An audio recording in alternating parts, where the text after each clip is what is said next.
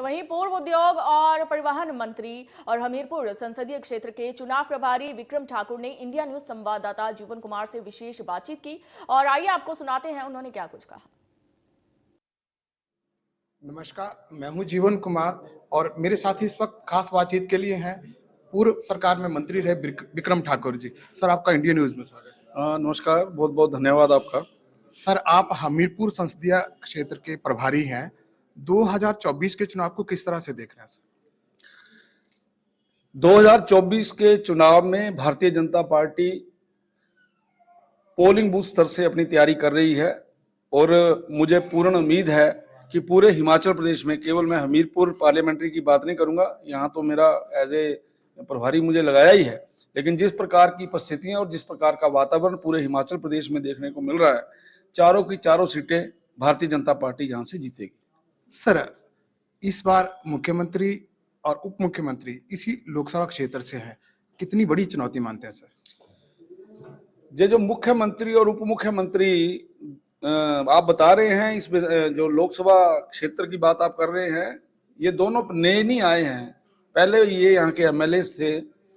और आपको ऐसा लगता है कि इनके मुख्यमंत्री और उप मुख्यमंत्री बनने के कारण से इनकी वोटें बढ़ी हैं? इनकी वोटें बढ़ी नहीं, वो कम हुई हैं।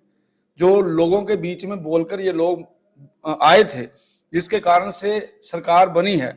लोग पूछ रहे हैं इनसे, महिलाएं पूछ रही हैं इनसे, नौजवान पूछ रहे हैं इनसे, किसान पूछ रहा है इनसे, तो इनके कारण से इस विधानसभा क्षेत्र के अंदर नेगेटिविटी बढ़ी है, पॉजिटिविटी कम हुई है कांग्रेस की। इसलिए हम यहाँ पर पहले से ज्यादा अच्छा परफॉर्म करेंगे। संकल्प पत्र पर सरकार कहती है कि भाजपा ने हमारा साथ नहीं दिया सर। ऐसा कुछ नहीं है, हमने उसके बारे में कहीं पर भी इनकार नहीं किया है। हमने उनको ये बोला है कि आप जिस बात को लेकर कर रहे हैं, आप डिफाइन करिए ना, राष्ट्रीय आपदा क्या होती है। आप कहीं पर गूगल में जाइए, आप कहीं और पढ़िए, राष्ट्रीय आपदा को डिफाइन कैसे किया गया है। राष्ट्रीय आपदा के अंतर्गत किसी भी प्रकार का विशेष पैकेज नहीं मिलता है, विशेष पैकेज मांगना ही पड़ता है। तो हम ये बोल रहे हैं कि आप पैसा मांगिए ना, कितना चाहिए। आप राष्ट्रीय आपदा बोली जा रहे हैं, जब हमने बोला कि राष्ट्रीय आपदा को डिफाइन करिए, तो डिफाइन किसी को करना नहीं आता। इसलिए हमने उनकी उस बात को काटा है। लेकिन जहां तक आपदा आई है, जहां पर हिमाचल प्रदेश को सेंटर से, केंद्र से कुछ मिलने की बात है, उसके लिए हम उनके साथ खड़े हैं। सर, आपदा पर भाजपा कहती है कि हमने 862 करोड़ रुपए दिया, जबकि कांग्रेस का कहना है सिर्फ 200 करोड़ रुपए ही मिले। सर, सच्चाई क्या है? कांग्रेस तो आपके साथ कहीं बोल दिया होगा, वो तो बोलते हैं हमें मिला ही कुछ नहीं है। और हिमाचल प्रदेश के अंदर आपदा के अंतर्गत जितना भी ऑपरेशन हुआ है, जितना भी रेस्क्यू हुआ है, ये पूरे का पूरा भारत सरकार ने किया है। और समय समय के ऊपर जो इनको पैसा आ रहा है, वो सारा भारत सरकार दे रही है। जो केवल पैसा, ये चाहते हैं कि वो जो पैसा है मोदी जी इनके हाथ में रख दें, पॉसिबल नहीं है। अब जहां पर टीमें आ रही हैं, वो टीमें असेस करेंगी, असेस करने के बाद क्या वैल्यूएशन आती है, उसके अकॉर्डिंगली उनको पैसा मिलेगा। लेकिन जैसी कांग्रेस की आदत है, वो इस प्रकार से चाहते हैं, ऐसे पैसा नहीं मिलेगा। पैसा तो उनको यूटिलाइजेशन सर्टिफिकेट आएगा, उसी के ऊपर पैसा मिलता है। और मुझे इस बात का दुख है कि एक केंद्र सरकार जो पीएमजीएसवाई में बाकी स्कीमों के अंदर इतना पैसा दे रही है, आप पिछले कल इनको लगभग कोई 200 करोड़ रुपए के करीब 2 पुल बनाने के लिए पैसा आया है।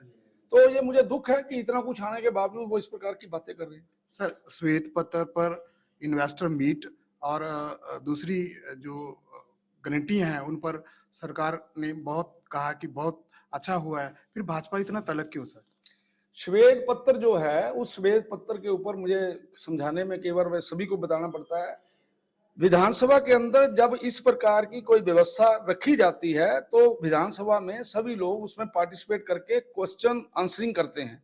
लेकिन ये पहली सरकार ऐसी देखी है जिसने केवल और केवल एक उप मुख्यमंत्री श्वेत पत्र को पढ़ते हैं और उसके ऊपर किसी प्रकार का रिएक्शन नहीं होने देते। उस श्वेत पत्र के अंदर जो आंकड़े दिए गए हैं, वो सरासर गलत है। उस श्वेत पत्र के अंदर जो चीजें बोली गई हैं, वो बिल्कुल गलत है। इसलिए हमने तो ये बोला है कि आप इसमें साफ सुथरी बात कहिए, बैठिए, बैठ के डिस्कस करिए, उसके बाद हम आपकी बात को सुनेंगे और मानेंगे। सर, जनमंच पे भी सवाल खड़े किए। हाँ, बिल्कुल गलत है। जनमंच लोगों की सेवा करने के लिए था और इन्होंने जनमंच को तो इस प्रकार से बोला, इन्होंने कहा जी इतने करोड़ के फुलके खा गए। इन्होंने तो हिमाचल प्रदेश के गरीब व्यक्ति के साथ इस प्रकार की बातें करके मजाक किया है। सर, सानन प्रोजेक्ट अब प्रादेशिक मुद्दा बन चुका है, भाजपा का क्या स्टैंड? नहीं, हमारा बिल्कुल स्टैंड प्रदेश के साथ है और छानन के ऊपर हमारा जो हक मिलता है वो हमें मिलना चाहिए।